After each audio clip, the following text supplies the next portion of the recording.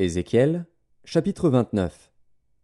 La 10e année, le 12e jour du 10e mois, la parole de l'Éternel me fut adressée, en ces mots. Fils de l'homme, tourne ta face vers Pharaon, roi d'Égypte, et prophétise contre lui et contre toute l'Égypte. Parle, et tu diras. Ainsi parle le Seigneur, l'Éternel. Voici, j'en veux à toi, Pharaon, roi d'Égypte, grand crocodile, qui te couche au milieu de tes fleuves, et qui dit, mon fleuve est à moi, c'est moi qui l'ai fait. Je mettrai une boucle à tes mâchoires, j'attacherai à tes écailles les poissons de tes fleuves, et je te tirerai du milieu de tes fleuves, avec tous les poissons qui s'y trouvent et qui seront attachés à tes écailles. Je te jetterai dans le désert, toi et tous les poissons de tes fleuves. Tu tomberas sur la face des champs, tu ne seras ni relevé ni ramassé. Aux bêtes de la terre et aux oiseaux du ciel je te donnerai pour pâture. Et tous les habitants de l'Égypte sauront que je suis l'Éternel, parce qu'ils ont été un soutien de roseau pour la maison d'Israël. Lorsqu'ils t'ont pris dans la main, tu t'es rompu, et tu leur as déchiré toute l'épaule. Lorsqu'ils se sont appuyés sur toi, tu t'es brisé, et tu as rendu leurs reins immobiles. C'est pourquoi ainsi parle le Seigneur, l'Éternel. Voici, je ferai venir contre toi l'épée, et j'exterminerai du milieu de toi les hommes et les bêtes. Le pays d'Égypte deviendra une solitude et un désert.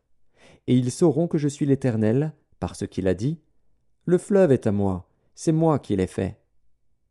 C'est pourquoi voici, j'en veux à toi et à tes fleuves, et je ferai du pays d'Égypte un désert et une solitude, depuis Migdol jusqu'à Syène et aux frontières de l'Éthiopie. Nul pied d'homme n'y passera, nul pied d'animal n'y passera, et il restera 40 ans sans être habité. Je ferai du pays d'Égypte une solitude entre les pays dévastés, et ces villes seront désertes entre les villes désertes, pendant 40 ans.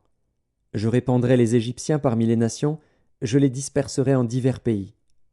Ainsi parle le Seigneur, l'Éternel.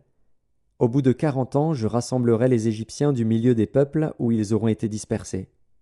Je ramènerai les captifs de l'Égypte, je les ramènerai dans le pays de Patros, dans le pays de leur origine, et là ils formeront un faible royaume. Ce sera le moindre des royaumes, et il ne s'élèvera plus au-dessus des nations.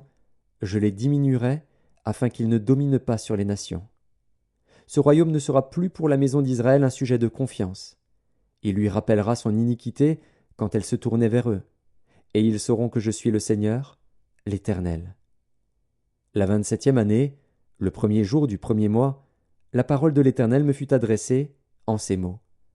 Fils de l'homme, Nebuchadnezzar, roi de Babylone, a fait faire à son armée un service pénible contre Tyr.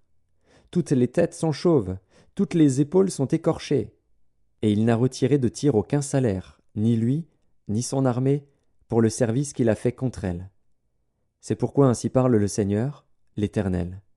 Voici, je donne à Nebuchadnezzar, roi de Babylone, le pays d'Égypte. Il en emportera les richesses, il en prendra les dépouilles, il en pillera le butin. Ce sera un salaire pour son armée. Pour prix du service qu'il a fait contre Tyr, je lui donne le pays d'Égypte. Car ils ont travaillé pour moi, dit le Seigneur, l'Éternel. En ce jour-là, je donnerai de la force à la maison d'Israël, et je t'ouvrirai la bouche au milieu d'eux. Et ils sauront que je suis l'Éternel.